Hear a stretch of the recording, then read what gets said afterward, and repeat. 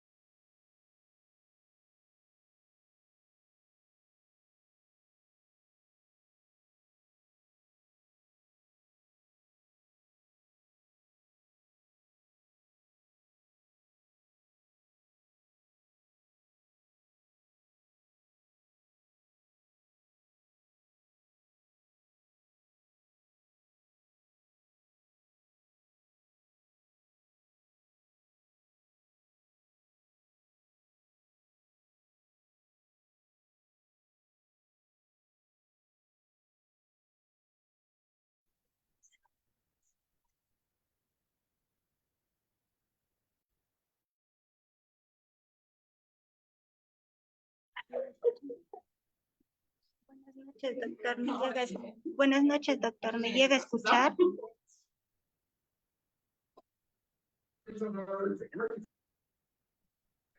Muy buenas noches, fuerte y claro.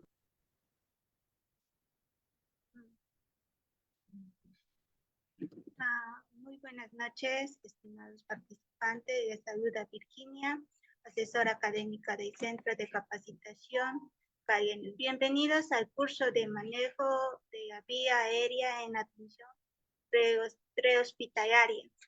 Bien. El ponente a cargo es el doctor Cristian Cárdenas Moreno. Para una buena presentación, por favor, mantener micrófonos y cámaras apagadas, a menos que el ponente solicite su participación. Cualquier duda o consulta que tenga, lo responderé al final de la presentación. Asimismo, para todos los participantes que deseen solicitar material, clases grabadas y el certificado, les dejaré mi contacto en el chat, esperando que el curso sea de su agrado. Le doy paso al ponente. Buenas noches.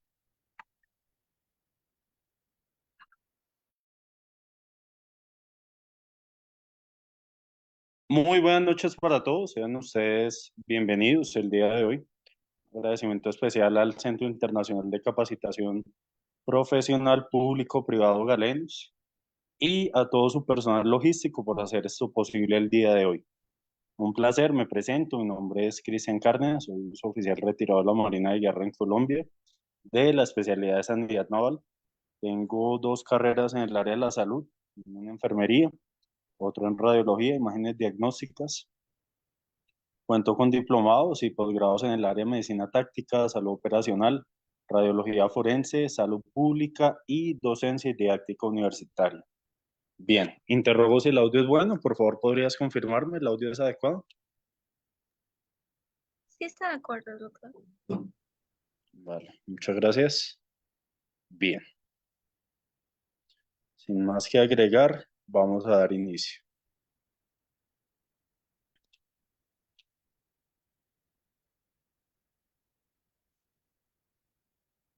Ok, perfecto. Bueno. El día de hoy vamos a hablar sobre manejo de la vía aérea en atención prehospitalaria. Vamos a partir de que el manejo de la vía aérea es vital, ¿no?, para poder asegurar la respiración del paciente. Este manejo de la vía aérea en el entorno de atención prehospitalaria tiene una importancia sumamente grande, ya que el poder realizar las maniobras adecuadas en el tiempo establecido, pues nos va a evitar que el paciente llegue a complicarse, llegue a estar en un estado donde su vida ya esté totalmente en riesgo, donde va a ser difícil a veces volver a subir, llamémoslo de esta manera, ya, o volver a estabilizar la pulsoximetría, ¿ya?, la cantidad de oxígeno en la sangre. ¿Por qué? Porque normalmente una persona, un adulto promedio, tiene que saturar de 95 a un 100%. Esto, la saturación es el nivel de oxígeno que vamos a poder verificar en sangre. ¿Esto? Ese se hace con ayuda de, ¿qué?, de un pulsoxímetro. Ese es un dispositivo, un equipo muy pequeño, ¿vale?, aproximadamente unos 6 centímetros por 3 centímetros, pero este nos va a ayudar para poder obtener esa primera impresión, que a partir de una buena clínica, es decir, de poder observar que el paciente tiene a veces dificultad, disnea para respirar, su ventilación es de modo asimétrico, es decir, puede tener una insuflación más en el pulmón derecho que en el izquierdo, y a través de acrónimos básicos como el VOS, que es el ver, oír y sentir, pues vamos a poder verificar realmente cuál va a ser esa situación con que nos encontramos, ¿no? Ese paciente qué urgencia tiene, en qué nivel está y cuál sería su paso a seguir ya previamente dentro del manejo de la vía aérea. A veces pasa que en APH, en atención prehospitalaria, pues tal vez tenemos problemas con los equipos, ¿no? Puede ocurrir. ¿Ya? De pronto el monitor de signos vitales no enciende, está dañado, por X, Y circunstancia, no contamos con un pulso oxímetro. Mínimamente tenemos que aprender a identificar el pulso y la respiración del paciente, es decir, signos vitales. ¿Ya? La respiración de un ser humano promedio, un adulto, tiene que estar entre 12 y 20 respiraciones por minuto. Cuando esta se encuentra por encima de 20, es un paciente, ¿ya?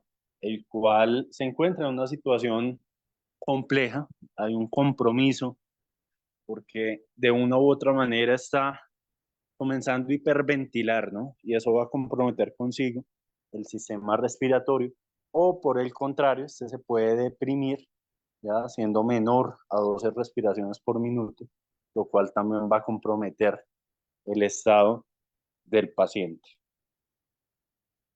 Bien, importante tener en cuenta que si de pronto tenemos dudas en el momento de verificar a través del voz, del ver, el oír y el sentir, podemos utilizar algunas maniobras diferentes, ¿no? Como por ejemplo, utilizar una pantalla, utilizar un vidrio y acercarlo hacia la boca y la nariz del paciente, con el objetivo de ¿qué?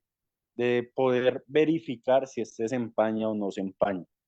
A veces puede ser que el sistema respiratorio sea tan lento y tan pasivo que los movimientos respiratorios sean ausentes a simple vista, pero el paciente dentro de todo esté respirando de una forma muy suave, ¿no?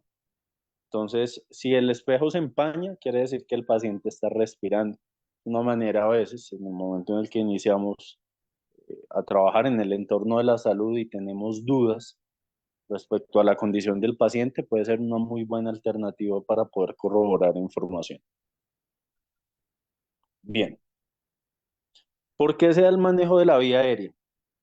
Resulta que la obstrucción de las vías respiratorias superiores se va a situar en dos niveles.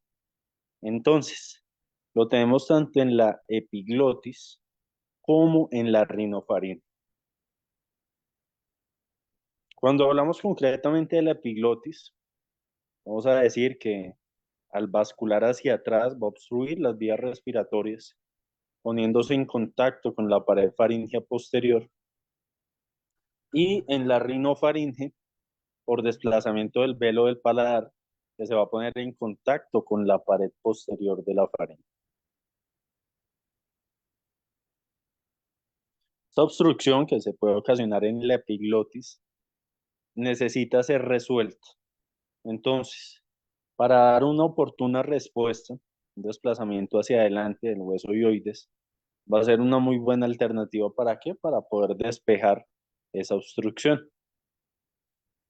De acuerdo a lo siguiente, entonces tenemos la flexión de la columna cervical colocando un cojín bajo la cabeza de 7 a 10 centímetros. Esto pues con el objetivo de mantener la curvatura eh, necesaria, ¿ya? Que tienen las cervicales, y también con el objetivo de ¿qué? De poder abrir vía respiratoria, abrir vía aérea. Este tipo de procedimientos se pueden realizar en un paciente que no ha tenido un trauma.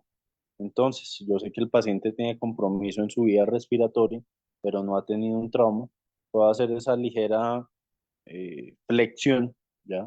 Del cuello, donde sé que voy a despejar vía aérea, pero no voy a comprometer las cervicales porque el paciente no ha tenido ningún tipo de trauma. Cuando el paciente tiene un trauma y se hace esa flexión de la columna cervical, si las vértebras se encontraban con una pequeña fisura, ya puede que termine con una fractura y posteriormente pues con un procedimiento por neurocirugía, ¿no? Cuando el paciente ha tenido algún tipo de evento traumático, ¿ya? Bien sea un accidente de tráfico, donde se puede generar un movimiento que se llama un efecto latigazo, ¿no? Que es ese movimiento fuerte, ¿ya? Que va a ocasionar todo el cuerpo, bien sea porque recibió el trauma, ¿ya? De manera posterior o anterior, y va a comprometer no solamente las cervicales, sino también el cráneo.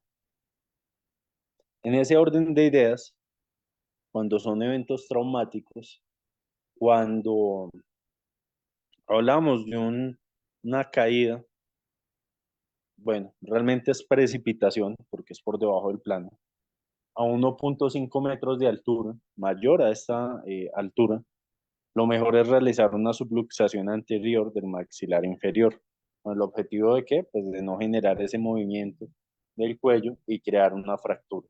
¿Listo? Entonces lo que se va a hacer es subluxación, ¿ya? Y vamos a colocar oxígeno dependiendo la manera en que encontremos el paciente. ¿Ya? Si necesita cánula nasal, si necesita mascarilla, mascarilla, si necesita con reservorio, vamos a buscar la manera de poder eh, suplir esas necesidades que tiene el paciente. La obstrucción de la epiglotis necesita para ser resuelta desplazamiento hacia adelante del hueso oioides. Varias maniobras pueden ser utilizadas con este fin. Tenemos entonces la flexión de la columna cervical, tenemos la extensión de la cabeza sobre la columna cervical, haciendo vascular la articulación atlo-occipital. Y finalmente tenemos entonces la subluxación anterior del maxilar inferior, el cual va a actuar pues sobre la rama ascendente, poniendo atención al riesgo de parálisis facial en caso de apoyarse de forma prolongada sobre dicho nervio o tracción sobre el mentón. Todo este tipo de maniobras van a provocar una tensión de las estructuras iomaxilares y por lo tanto un avance del hueso oioides a causa de la concavidad de la cara anterior del cuello.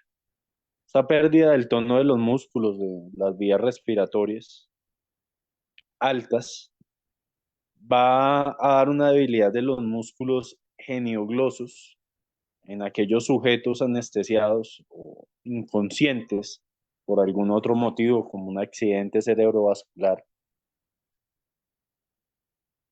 un evento cerebrovascular o un shock, nos va a permitir que la lengua y la epiglotis vayan a caer contra la pared posterior de la faringe e impide el paso del aire. Además, por pérdida de reflejos, hay posibilidad de aspiración del contenido del estómago. Lo que tenemos que hacer para poder mantener la apertura de la vía aérea, pues van a hacer una serie de técnicas manuales. La técnica para poder abrir la vía aérea va a ser reposicionar la cabeza o empujar la mandíbula. ¿Listo? Dentro de las vías aéreas artificiales, entonces, para poder mantener la apertura, se puede colocar varios dispositivos insertados bien sea a través de la boca o la nariz, lo cual pues va a crear una vía aérea de aire entre la lengua y la pared posterior de la faringe. Todo lo que son cánulas, entre otros. Por otro lado, tenemos entonces mascarillas laringes y finalmente, en el peor de los casos, ya donde realmente ninguna de las opciones anteriores fue positiva, pues vamos a recurrir al IOS o a la intubación orotraqueal. Cuando hablamos de la intubación orotraqueal, vamos a poder hacer alusión a poder conectar ya el paciente hacia un ventilador mecánico y de esta manera pues asegurar la vida en pacientes cuyo estado ya es mucho más complejo y reservado. Bien.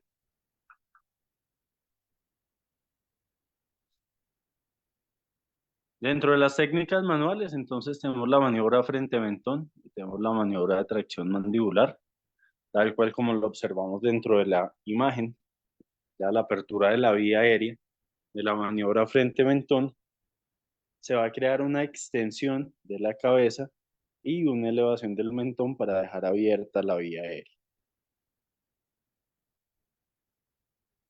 Esta maniobra se puede realizar en pacientes que no han tenido ningún tipo de trauma. Por otro lado, tenemos entonces la tracción mandibular. Si se sospecha lesión cervical, se puede aplicar las maniobras de subluxación anterior de la mandíbula, ya que como lo indica su nombre, es literalmente traccionar y crear esa subluxación de la mandíbula. O tenemos la tracción mandibular, ya que también puede ser una muy buena opción. Por otro lado, no menos importante, entonces ya abordamos esas técnicas manuales de forma inicial.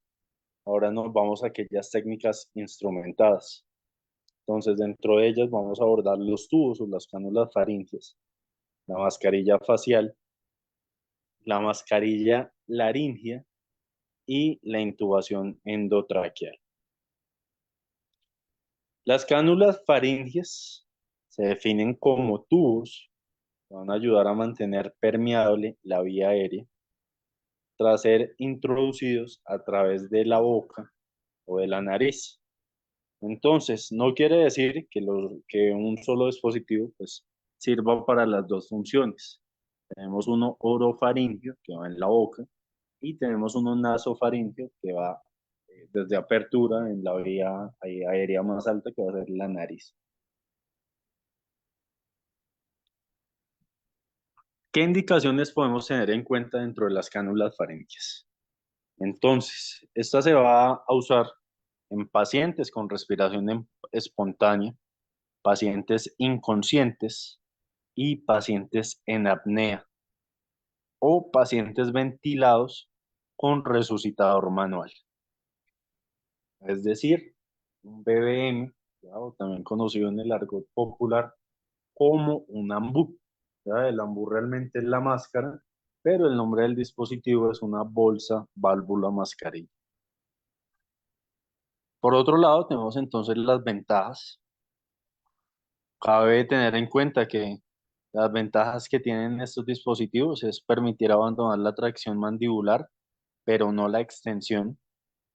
Nos van a facilitar la ventilación también con mascarilla y nos van a facilitar la aspiración de secreciones. Dentro de los tubos o cánulas faríngeas, entonces tenemos estos tubos de Guede, esos van dependiendo la edad del paciente, dependiendo la anatomía del paciente, ya pues vamos a clasificarlo de acuerdo a una numeración, ya que pues no todos tienen la misma longitud. El tamaño, entonces vamos a tomarlo desde los incisivos, el ángulo de la mandíbula en adultos, el cual pues generalmente es entre 6 y 10 centímetros. ¿De qué manera se va a colocar? Entonces vamos a introducirlo con la concavidad hacia el paladar. Posteriormente, lo que vamos a hacer es buscar la manera de deslizarla por el paladar duro hasta el blando y hacer un giro de 180 grados. Vamos a continuar su progresión hasta el tope y de esa manera pues vamos a poder asegurar la vía aérea del paciente con ayuda de una cánula orofaríngea. ¿Qué complicaciones podemos traer a colación? Entonces, obstrucciones de la vía aérea, ya sea por una mala medición, un tamaño inadecuado del dispositivo o desplazamiento de la lengua hacia atrás. Tenemos la provocación de vómito y laringoespasmos. Esas son las complicaciones más comunes. Dentro de la prevención mediante, entonces vamos a seleccionar el tamaño adecuado y siempre realizarlo con una técnica correcta y previa, así como un buen uso de elementos de protección personal y buscar la manera también de lubricar la cánula es una muy buena opción pues, para que el deslizamiento sea más fácil y menos traumático para el paciente. Dentro de las cánulas nasofaringes, entonces ya como segundo recurso, cabe notar que este es un dispositivo de goma o plástico, hueco y alargado, el cual se va a introducir por la vía nasal. A partir de allí, pues va a ser mejor tolerado que la cánula orofaringea y se puede emplear cuando no se puede abrir la boca, ya bien sea por un evento traumático o por un trismus. Y podemos observar de manera comparativa una cánula orofaringea, conocida también como un tubo de Gede, y podemos observar por otro lado la cánula nasofaringea. Listo, las dos están cumpliendo la misma función, que es cuál, poder asegurar la vía aérea del paciente. Por otro lado, dentro de estas cánulas nasofaringes, pues igualmente hay que tomar una medición desde la punta nasal al lóbulo de la oreja. Esto va a ser generalmente de 6 a 8 milímetros de calibre. Y la colocación pues va a ser introducirla de manera lubricada por un orificio nasal con la cabeza en extensión hasta alcanzar el tope, quedando el punto detrás de la lengua en la hipofaringe y encima de la glotis. Dentro de las complicaciones, entonces podemos tener una rotura de cornetas y una hemorragia nasal, ya lo cual nos va a llevar a una obstrucción de la vía aérea posteriormente. Por otro lado, tenemos entonces las mascarillas faciales. Esta realmente es buscar la forma de que sea hermética a través de una maniobra frente-mentón o de una maniobra en C, ¿ya? Para poder abrir la vía aérea y de esta manera que pues sí, se puede ingresar realmente mucho más fácil el oxígeno para el paciente. Dentro de la mascarilla facial, entonces decimos que se coloca la mascarilla facial y se mantiene la vía aérea permeable. Vamos a tener un cierre ajustado alrededor de la nariz, de la mejilla y de la boca para que sea algo hermético. Es decir, que pueda ingresar el oxígeno, pero que no tenga por dónde salir. Y vamos a tener una serie de maniobras también para poder mantener permeable la vía aérea. Por otro lado, tenemos entonces la extensión del cuello y la tracción de la mandíbula. Dentro de las complicaciones, entonces puede surgir la aspiración o laringoespasmos. Para esta técnica, pues también es muy útil el uso de una bolsa, válvula mascarilla o un balón de reanimación mascarilla o un BBM o un AMBU, ya recibe diversos nombres. Este es de elección, vamos a conectarlo al oxígeno y vamos a proceder a administrarlo de 10 a 15 litros por minuto. Ya se va a contar con una bolsa de reservorio y su uso no es sencillo ya que precisa entrenamiento.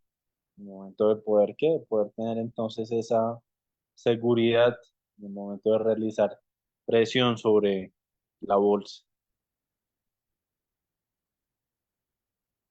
Lo primero que vamos a hacer es colocar una cánula de gel, vamos a conectar el oxígeno, se va a situar la mascarilla sobre la boca y nariz del paciente. Vamos a sellar la mascarilla con el pulgar de la mano izquierda sobre la posición nasal de la mascarilla y el índice en la mentoniana. Posteriormente, pues vamos a realizar una tracción de la mandíbula hacia arriba y atrás con los dedos situados en el reborde óseo del mentón. Vamos a ventilar con un volumen suficiente para que se eleve el pecho, al igual que una respiración normal. Vamos a deshinchar de manera brusca el balón en cada aspiración. Si es posible, entonces vamos a tener un segundo reanimador. Se puede ayudar a mantenerlo sellado, ¿ya? La mascarilla a la cara del paciente. Vamos a buscar también la manera de poder realizar el procedimiento de tal manera que se logre verificar que hay una buena expansión, ¿ya? De la cavidad torácica, de la reja costal del paciente, para de esta manera pues, poder asegurar de que estamos realizando un procedimiento de forma correcta. Por otro lado, y no menos importante, entonces tenemos las mascarillas laringes. El uso de estas mascarillas laringes se va a realizar de tal manera que se vaya a insertar en la hipofaringe y vamos a deslizarla hacia abajo por detrás de la laringe y de tal forma que se vaya a cerrar la apertura glótica. Entonces, dentro de estas tres imágenes, vamos a verificar cuál es la colocación de la mascarilla laringe. Otra alternativa.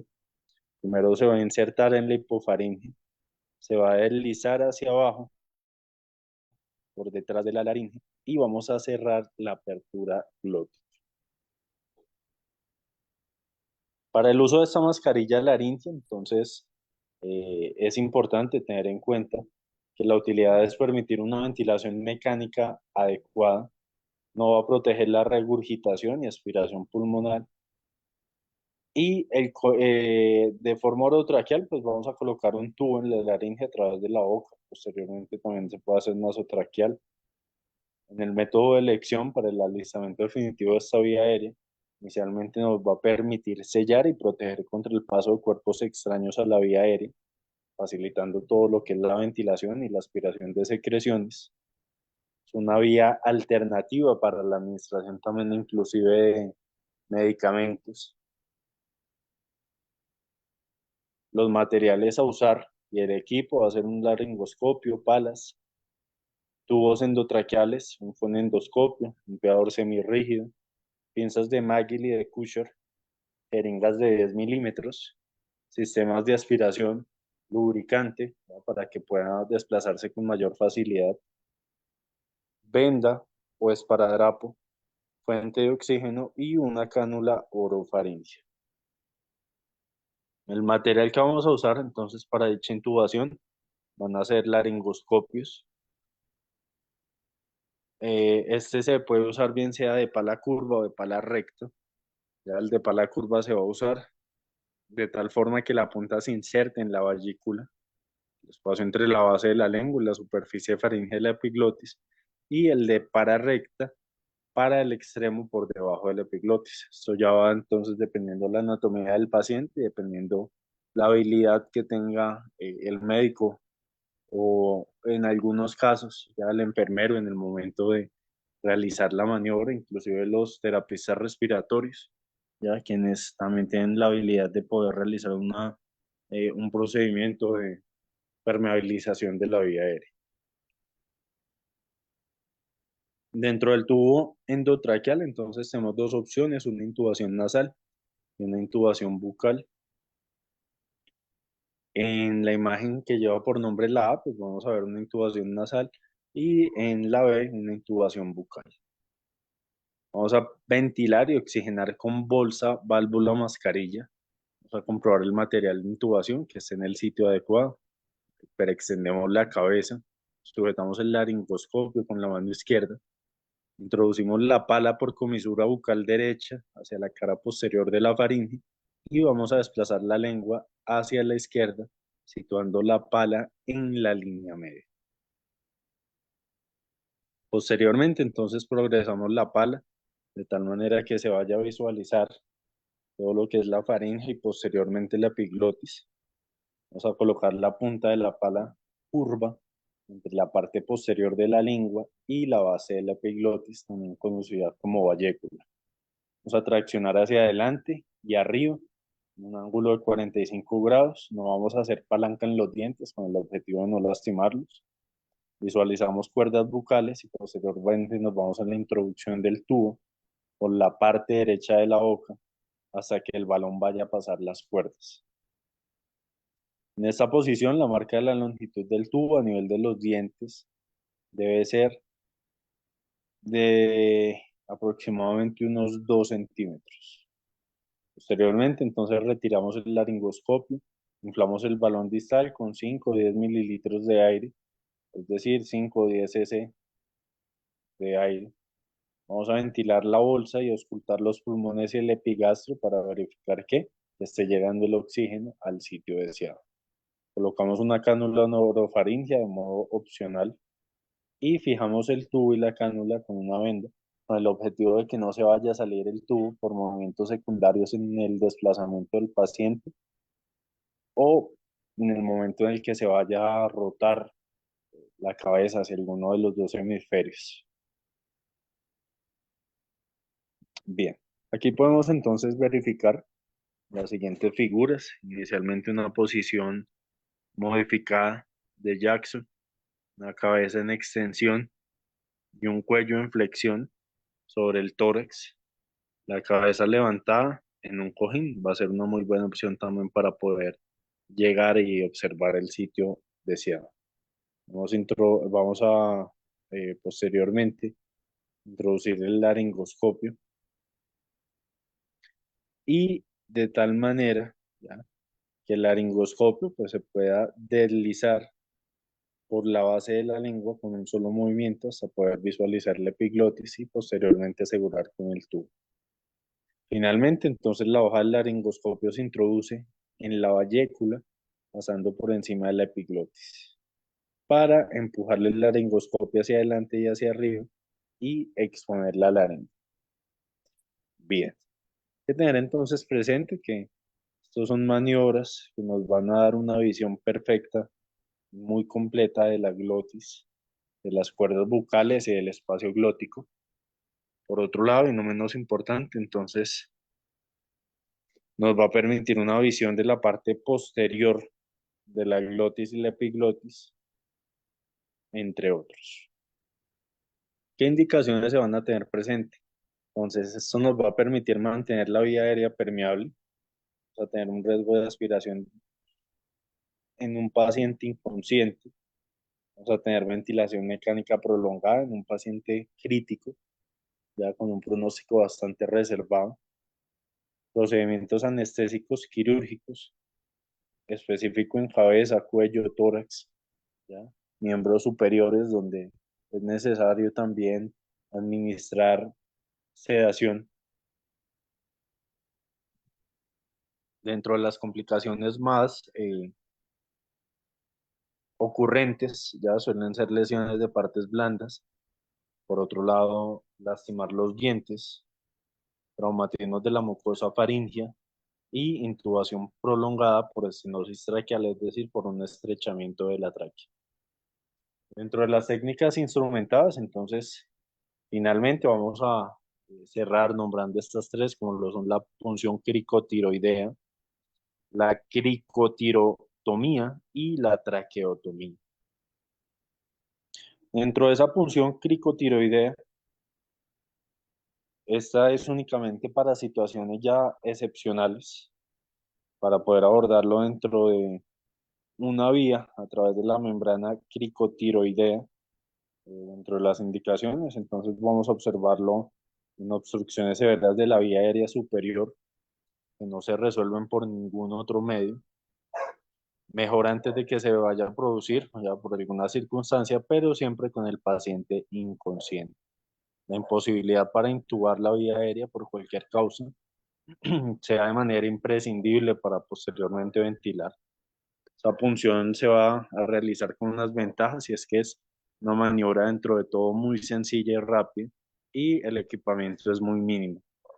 Dentro de los inconvenientes, la vía aérea es de pequeño calibre, la ventilación no es adecuada y es una medida limitada en el tiempo.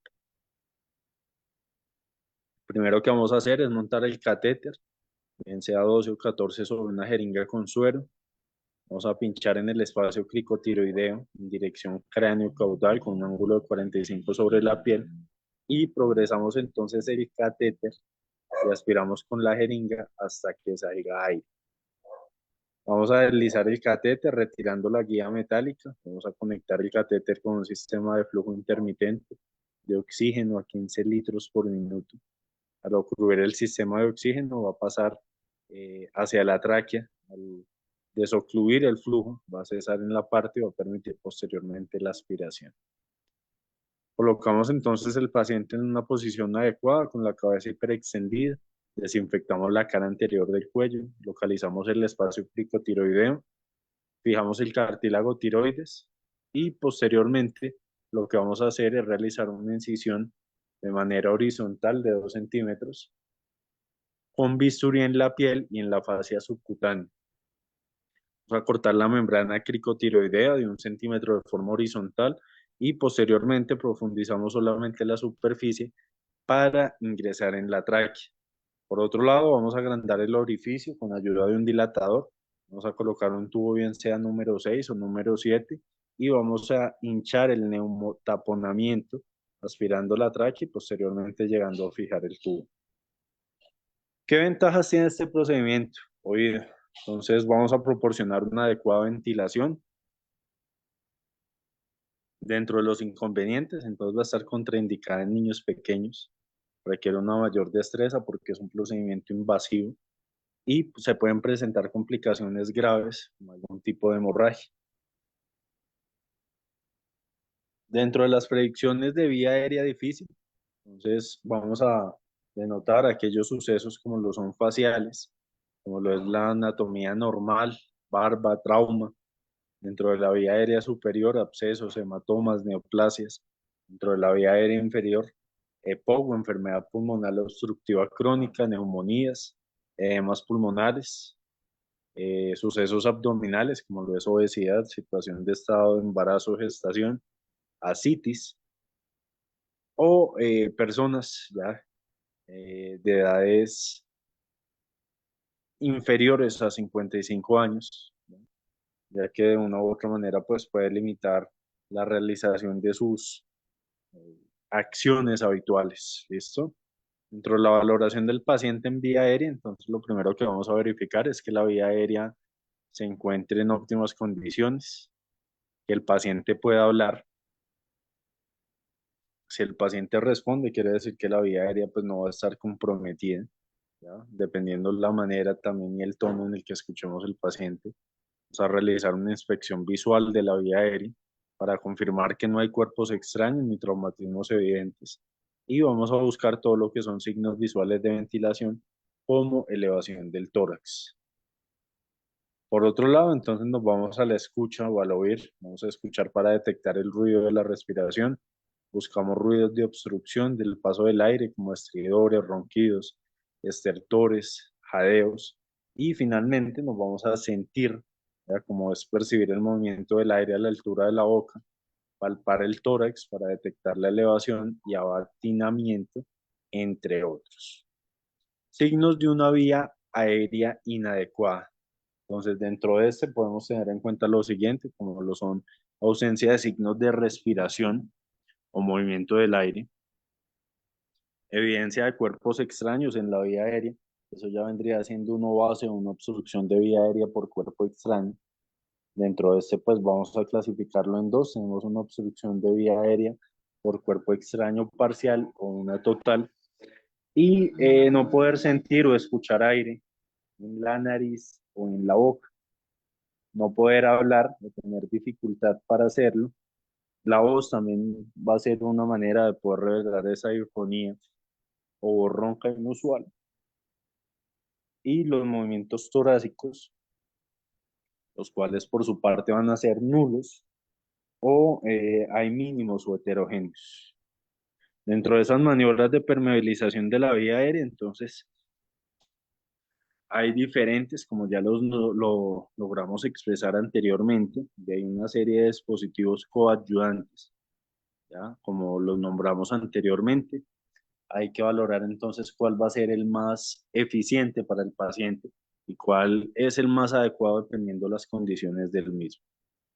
El impedimento más frecuente para contar con una vía aérea abierta va a ser la carencia de tono muscular en las vías respiratorias.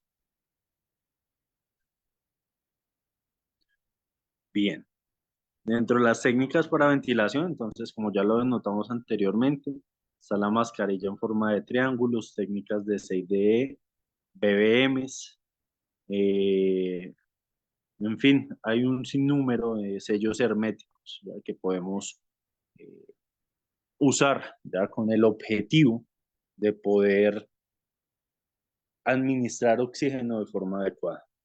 Finalmente, entonces tenemos el OASE.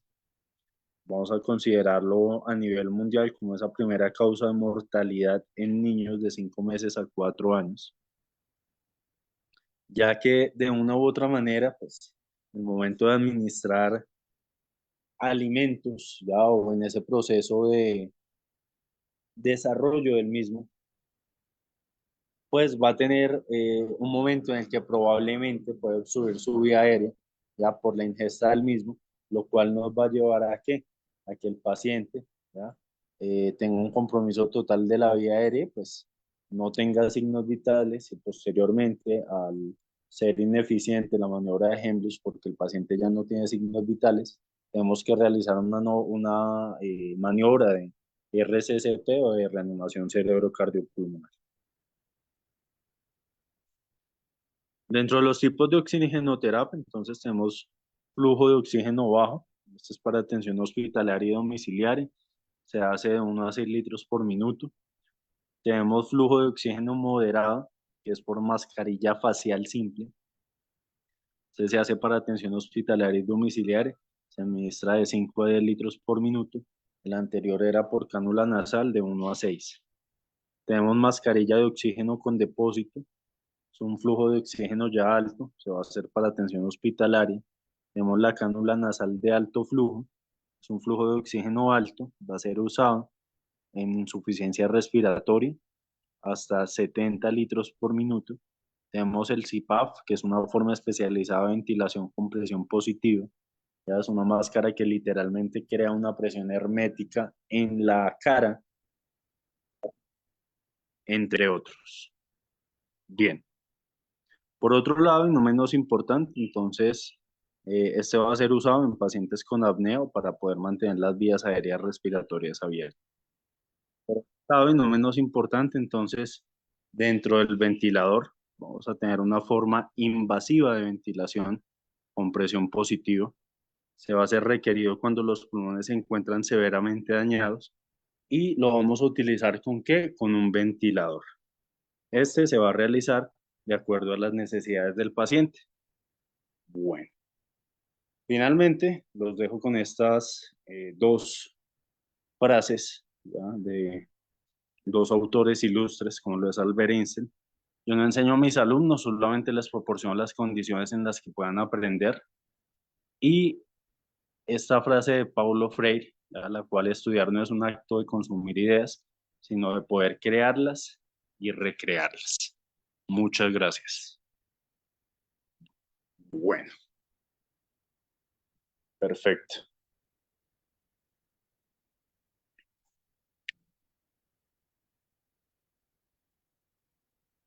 Bueno, espero haya sido información bastante importante ya para su formación.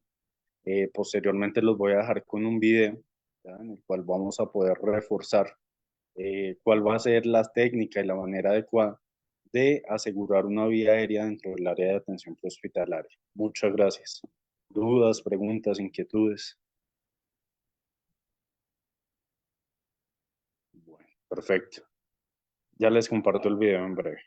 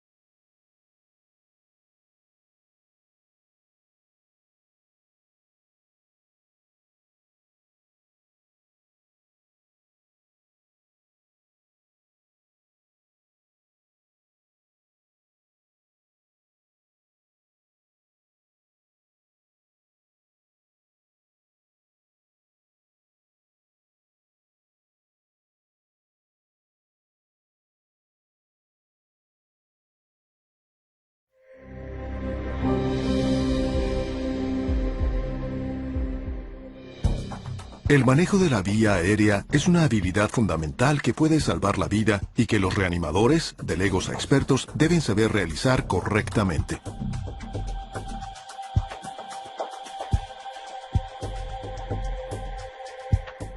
Bienvenido al video sobre el manejo de la vía aérea de la AJA. El manejo de la vía aérea es clave en las evaluaciones de soporte vital básico y soporte vital cardiovascular avanzado. Cómo lo haga depende de su formación, habilidad y nivel de práctica. El método ideal para el control de la vía aérea depende de la experiencia de la persona encargada, de las características del SEM o sistema de salud y del estado del paciente. Las habilidades que practicará en esta parte del curso son esenciales para completar los casos y las evaluaciones de soporte vital cardiovascular avanzado. Revisaremos y practicaremos la ventilación con bolsa mascarilla con 1 o 2 reanimadores.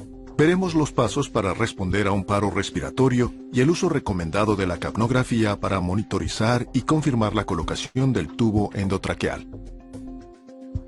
Antes de ver las habilidades de la vía aérea, repasemos la frecuencia de ventilación recomendada ante paro respiratorio. Comprimir y ventilar es importante en pacientes con fibrilación ventricular prolongada, paro cardíaco y en caso de presentarse otros ritmos. Sin embargo, en los primeros minutos del paro cardíaco con fibrilación ventricular, comprimir es más importante que ventilar. Esto se debe a que el oxígeno en sangre es adecuado durante los primeros minutos de la fibrilación ventricular, reciba o no el paciente ventilación asistida. Según el paro se prolonga, el suministro de oxígeno y la eliminación del exceso de dióxido de carbono se reducen.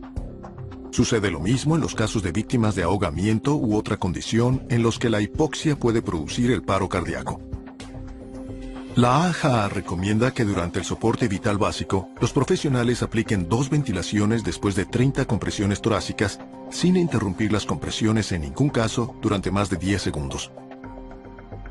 Después de insertar un dispositivo avanzado para la vía aérea, los profesionales deben ventilar cada 6 a 8 segundos o realizar 8 a 10 ventilaciones por minuto mientras las compresiones continúan. Si un paciente sufre paro respiratorio y tiene pulso pero no respira, ventile una vez cada 5 a 6 segundos o 10 a 12 veces por minuto. Pasados 2 minutos, vuelva a comprobar el pulso. Ante un paro respiratorio, los volúmenes corrientes deben ser de unos 600 mililitros para observar elevación torácica, es decir, se debe comprimir la bolsa mascarilla casi la mitad de su volumen. Se evitará un volumen corriente demasiado grande o ventilar en exceso, ya que podría producirse distensión gástrica con las complicaciones derivadas, aumento de la presión intratorácica, descenso del retorno venoso al corazón y descenso del gasto cardíaco, reduciendo así la probabilidad de supervivencia del paciente. Las habilidades de esta parte del curso son decisivas para la supervivencia de los pacientes, especialmente ante un paro cardíaco persistente.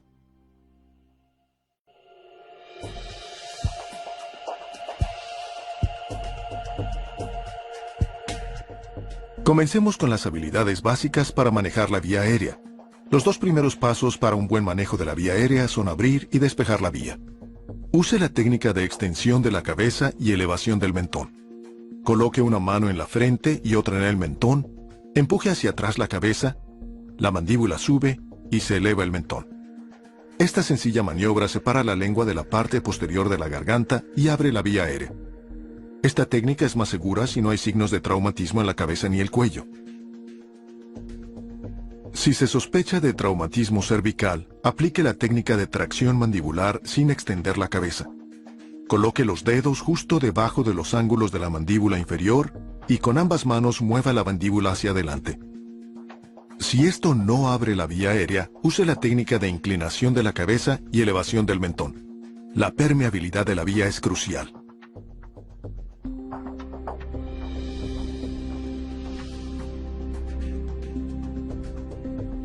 El segundo paso es despejar la vía aérea. Quizá deba aspirar para eliminar las secreciones o los cuerpos extraños de la boca y base de la lengua. Use un tubo de aspiración semirrígido de diámetro grande y un catéter grande con punta faríngea semirrígida. Podría tener que aspirar a alta presión.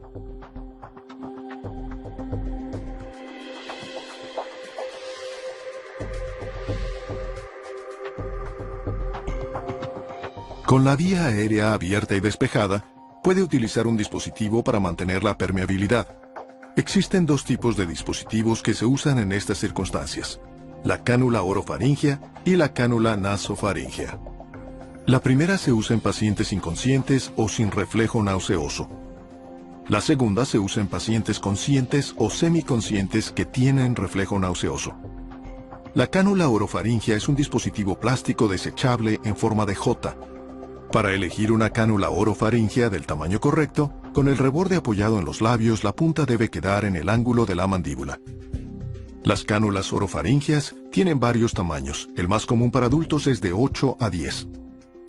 Un método para insertarla consiste en orientar la punta hacia el paladar duro y girar 180 grados hasta que la punta toque la pared faríngea posterior, pasando la úvula.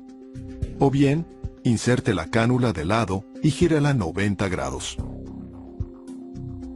Una vez colocada correctamente, la cánula orofaríngea mantiene la lengua separada de la pared posterior de la faringe.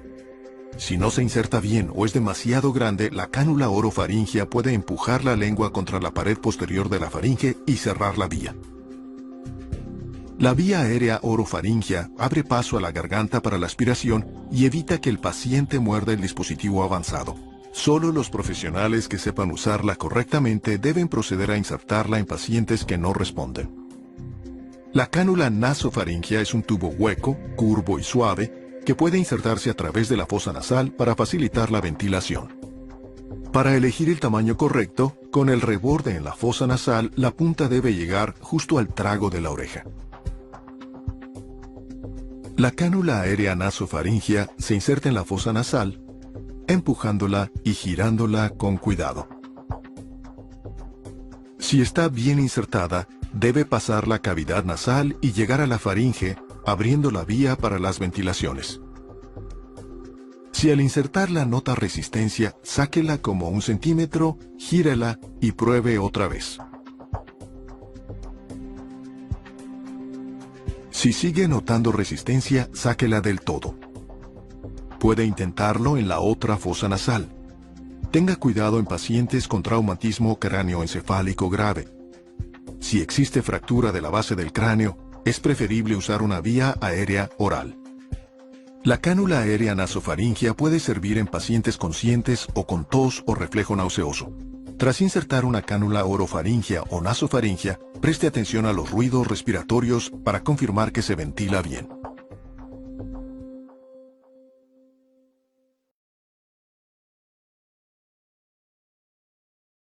Veamos primero el dispositivo.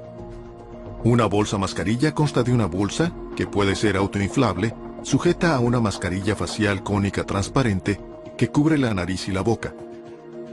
En el borde de la mascarilla, una almohadilla inflable la deja fija alrededor de la nariz y la boca cuando se aprieta la bolsa. Ahora veamos cómo usar una bolsa mascarilla.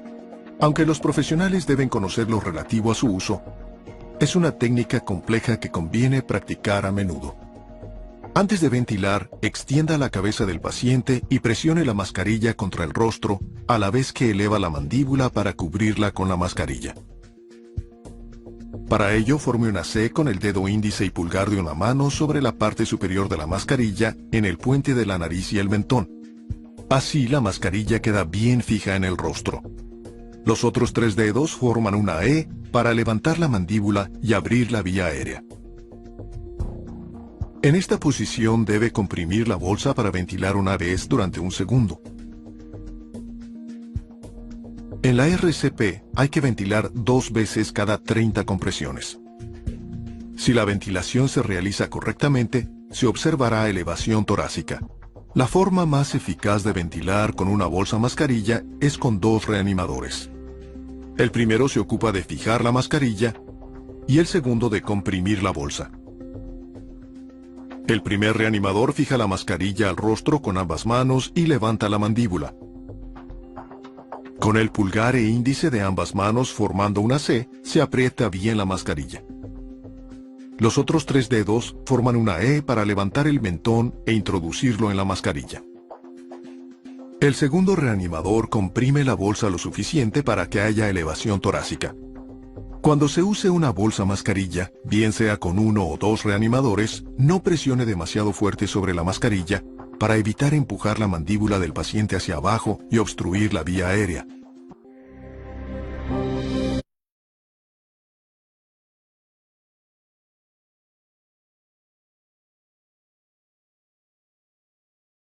Bueno, perfecto. Espero haya sido un material de su agrado. Recordarles que posteriormente se van a enviar los certificados a cada uno de los correos electrónicos o a través de los diferentes medios de comunicación, ¿ya? Donde ustedes realizaron conexión con cada uno de nuestros asesores. Sin más que agregar, recordarles que posteriormente también se va a enviar todo lo que es el material de PDF. Bien. Bueno, si no hay dudas ni inquietudes, no me queda más que agradecerles por tu tiempo, por su interés en el conocimiento y desearles una excelente noche. Les envío un fuerte abrazo desde su país hermano, desde Colombia, deseándoles buen viento y buena mar. Feliz noche para todos.